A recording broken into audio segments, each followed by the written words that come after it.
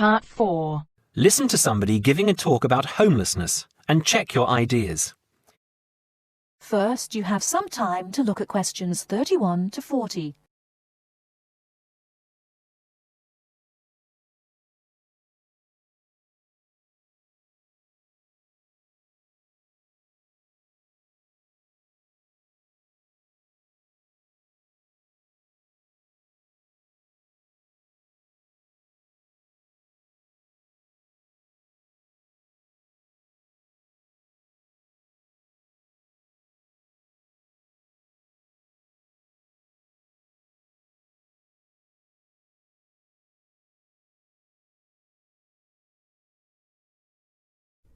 Now, listen carefully and answer questions 31 to 40.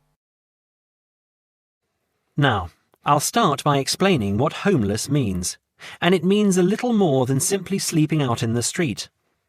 The people you see in parks and gardens or bus stops and shop doorways are a small percentage of the people that we class as homeless.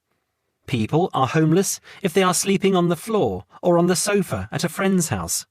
They are homeless if they are sleeping in a hostel or shelter for homeless people. They are homeless if they are sleeping in a car or any other vehicle. We also class people as homeless if they are separated from family or other people that they would normally live with. People are homeless if they live in conditions that are so bad that their health is affected. And they are homeless if they are in danger of violence or physical abuse. That means, as I said before, that homelessness is a much bigger issue than a few people sleeping in bus stops or shop doorways. This is just what you see. So why do people become homeless? People do not choose to be homeless. They are not sleeping rough because they have chosen to leave a safe home or families who love them.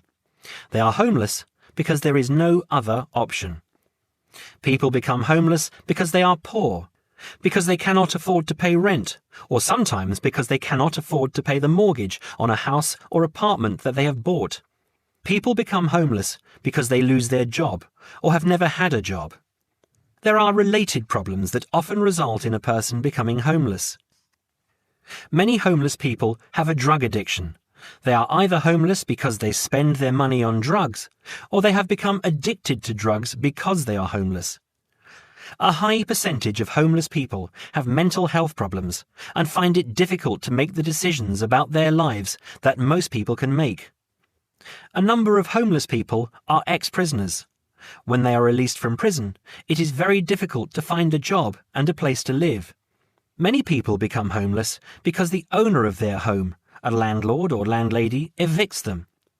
If people have lived in the same place for a long time and then suddenly lose it, they can find it impossible to afford the increased rent for a new home. Many people have to move out of the place they live because it is dangerous.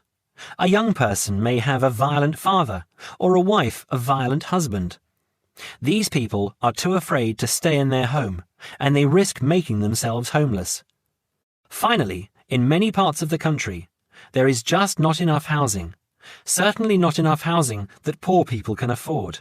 The increase in the value of property has made life difficult for many people, not just homeless people. I'm sure many of you will understand that.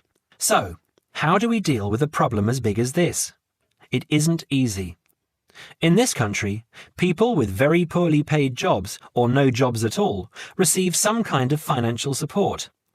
In some cases, all or part of their rent is paid by the government. This helps to stop people becoming homeless. But if you are already homeless, it doesn't help.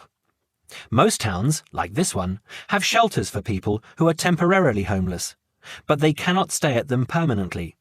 They have to move on after a certain period of time. Some towns have food kitchens where homeless people can get a meal 2 or 3 times a week. The problem is that shelters and food kitchens don't really deal with the cause of the problem. They deal only with the effect. People can stay in a shelter for a while, but it will not help them to find a home of their own, and that is what they need, of course. Now, I'm going to go on in a moment to talk about some of the suggestions that have been made in terms of dealing with homelessness, ideas for dealing with the problem in a more permanent way. I'll also talk about some of the programs that are in place and are in some cases very successful in other parts of the world. Before that, does anyone have any questions about what I have said so far? That is the end of Part 4. You now have half a minute to check your answers.